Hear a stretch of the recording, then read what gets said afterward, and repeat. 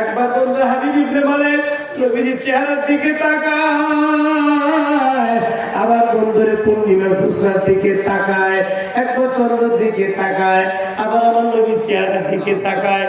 তাফসীরের মধ্যে লেখছে বন্ধুরে নবীর চেহারার দিকে তাকা থাকতে থাকতেই আমার বন্ধুরে হাবিব ইবনে মালিক বন্ধুরে ধারা লেগে গেছেন।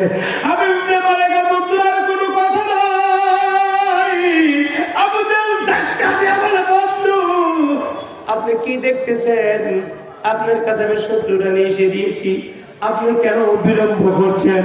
মোহাম্মদকে হত্যা করেন, টাকা নেবেন না স্বর্ণ নেবেন, কোন সম্পদ নেবেন আমার কাছে বলুন, আপনি যা চান আমি এই মুহূর্তে তাই দিয়ে দেব। আমি চাচ্ছি আপনি ইয়ামান থেকে আসছেন, বিদেশি মানুষ, আপনি দিয়ে আমি মোহাম্মদকে হত্যা করতে চাই।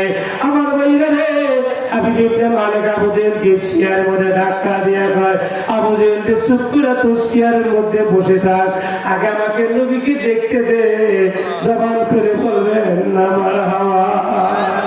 একবার বন্ধু হাবিব ইবনে মালিক নবীজির চেহারার দিকে তাকায়, আবার বন্ধুরে পূর্ণিমা জোছনার দিকে তাকায়, একবার চন্দ্রের দিকে তাকায়, আবার আমার নবীর চেহারার দিকে তাকায়। তাফসীরের মধ্যে লেখছে বন্ধুরে নবীর চেহারার দিকে তাকা থাকতে থাকতেই আমার বন্ধুরে হাবিব ইবনে মালিক বন্ধুরে ধারা লেগে গেছেন। হাবিব ইবনে মালিকের বন্ধুরা কোনো কথা নাই। আবু জাহল ধাক্কা দিয়ে বলে, বন্ধু আপনি কি দেখতেছেন? আপনার কাছে আমি শত্রুরা নিয়ে এসে দিয়েছি, আপনি কেন বিলম্ব করছেন? মোহাম্মদকে হত্যা করেন, টাকা নেবেন না স্বর্ণ নেবেন, কোন সম্পদ নেবেন আমার কাছে বলুন, আপনি যা চান আমি এই মুহূর্তে তাই দিয়ে দেব। আমি চাচ্ছি আপনি ইয়ামান থেকে আসছেন, বিদেশি মানুষ, আপনি দিয়ে আমি মোহাম্মদকে হত্যা করতে চাই।